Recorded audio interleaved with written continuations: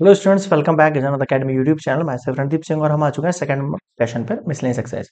देखो क्या कह रहा है, the two equal sides of आइसोस्केल triangle with fix base B. अब ध्यान देना इस चीज के ऊपर, पहले मैं डायग्राम बना देता हूँ इसका। जैसे एक आइसोस्केल ट्राइंगल हो गया ये, लाइक ए बी सी। ये सेंटर से एक परपेंडिकुलर लाइन जा रही है जिसको हम ओ नेम दे देते हैं। इसकी इक्वल साइड्स हैं, टू इक्वल साइड है तो मैं दोनों को मान लो ये मैंने ए नेम दे दिया और बेस जो है उसको मैंने बी नेम दे दिया। इसने खुद ही ने बोला बी अपन ने दिया भाई। ठीक है सर, ये ए हो गई और ये बी हो गई। ठीक है, ये बचा हुआ पार्ट ये आपको पता है बी बाय टू हो जाएगा। क्या बोल रहा है, एक मिनट में इसके स्लाइड बना लेता हूँ, दो तीन के। ठीक है, अब करते हैं solution. The two equal sides of triangle with base B are decreasing. तो डिक्रीजिंग कौन हो रहा है, जो इक्वल साइड्स है ना वो डिक्रीज हो रही है इस रेट पर। तो जो गिवन कंडीशन है उसको आप समझने की कोशिश करना। इन ट्राइंगल ए बी सी जो इक्वल साइड्स हैं वो डिक्रीज हो रही हैं। इसका मतलब D A by D T, rate of change of कितना हो जाएगा, -3 सेंटीमीटर पर सेकेंड। बताओ समझ में आया क्या? हाँ सर, समझ में आ गया यहाँ पर। ठीक है, how fast the area decreasing, आपसे पूछ क्या रहा है कि एरिया कितना डिक्रीज होगा when two sides are equal to the base. जब आपका जो एरिया का ए साइड है, जो इक्वल साइड है, वो बी के इक्वल हो जाएगा, तब आपको इसका rate of change of area निकालना है। ठीक है, तो सबसे पहले आपको पता है एरिया कैसे निकलता है sir, half into base into height. तो इसके लिए आपको क्या करना पड़ेगा, बेस इंटू हाइट। तो बेस तो पता है बी, लेकिन हाइट नहीं पता। तो हाइट निकालने के लिए मुझे इस ट्राइंगल में क्या लगाना पड़ेगा, हाफ ट्राइंगल के अंदर मुझे लगाना पड़ेगा पाइथागोरस। तो लगाओ आप। In triangle A O C by Pythagoras theorem. ठीक है सर, अगर हम यहाँ पाइथागोरस थ्योरम लगाते हैं तो कैसे लिखते हैं आपको पता है, ए सी का जो स्क्वायर है वो ए ओ के स्क्वायर के प्लस ओ सी के स्क्वायर के इक्वल है। सर ए सी कितना है हमारे पास, ये है ए स्क्वायर, ए ओ कितना है ये आपको फाइंड आउट करना है, और ओ सी कितना है आपके पास बी बाय टू का होल स्क्वायर। इसको मैं उठा के इधर ले आता हूँ। A square minus B square by four equals to A O का स्क्वायर। एलसीएम ले लेंगे तो four A square minus B square by four equals to A O का स्क्वायर हटा, ये रूट लगा।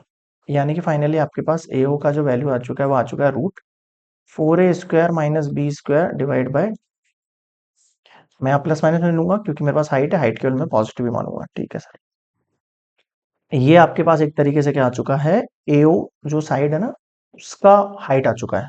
ठीक है सर, यहाँ तक समझ में आ गया। अब मैं क्या कह रहा हूँ उसे समझो, आपको एरिया निकालना है और उसका फिर डेरिवेटिव करना है रेट ऑफ चेंज। तो आ जाओ नेक्स्ट स्लाइड पर। आपको पता है एरिया ऑफ ट्राइंगल क्या होता है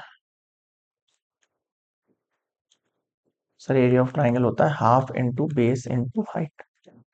आपको पता है सर बेस कितना है इसमें बीसी और हाइट कितना है इसमें एओ। इसको मैंने बी मान रखा है और एओ जो है अभी भी मैंने पीछे निकाला, जिसको मैं इक्वेशन वन नेम दे देता हूँ। ठीक है, नहीं इसको इक्वेशन वन नेम दे दो, इसको टू नेम दे दो। एओ का वैल्यू कितना हो जाएगा आपके पास sir, root four A square minus B square divide by one by four मैं साइड में रख रहा हूँ।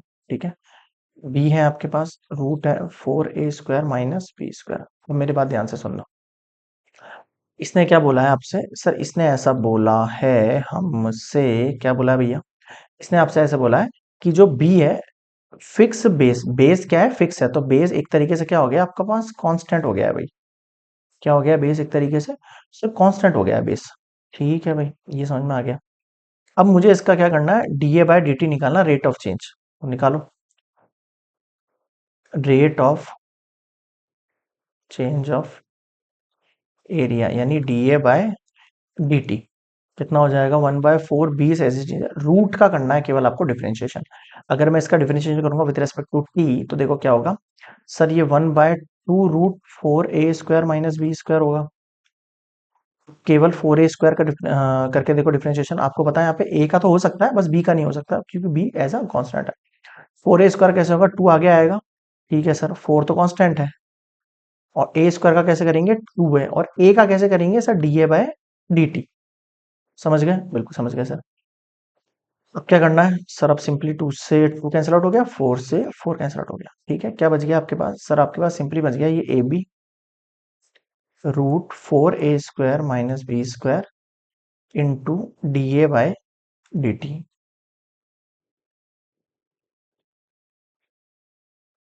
यहां तक कोई दिक्कत नहीं होगी मेरे हिसाब से आपको। समझ में आ गया? हाँ सर समझ में तो आ गया यहाँ तक। क्या करना है आपको सिंपली, अब हमें इसने बोला है कि when the two equal sides equals to B base, उस वक्त आपको इसका रेट ऑफ चेंज निकालना है। यानी कि हमें क्या करना है, आ जाओ पीछे स्लाइड पर। D A by D T क्या निकल के आया आपके पास, ए बी कौन,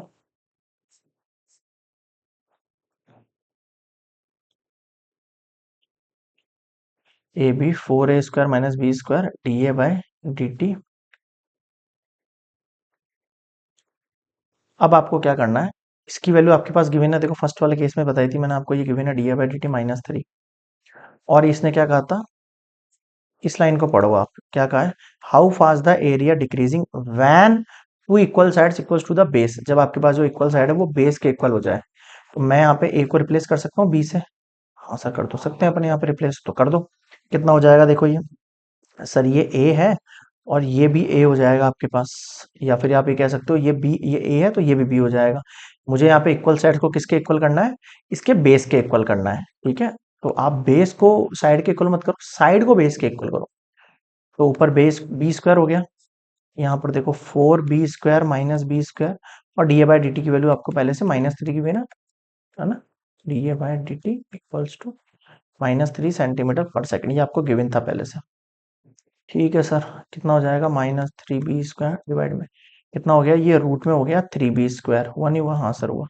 -3b², ये कितना हो जाएगा, √3b हो जाएगा। ये b से ये स्क्वायर कट गया, बिल्कुल ये एक रूट से कटा तो इस पे रूट लग गया, तो माइनस का √3b बचा आपके पास।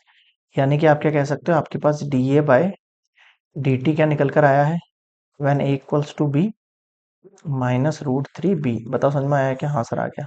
मैं लिख सकता हूँ यहाँ पे, क्या लिखना है मुझे, hence how fast is the area decreasing when two side, लिख सकते हैं अपने यहाँ पे, hence the area of decreasing when two side equal to the is the area.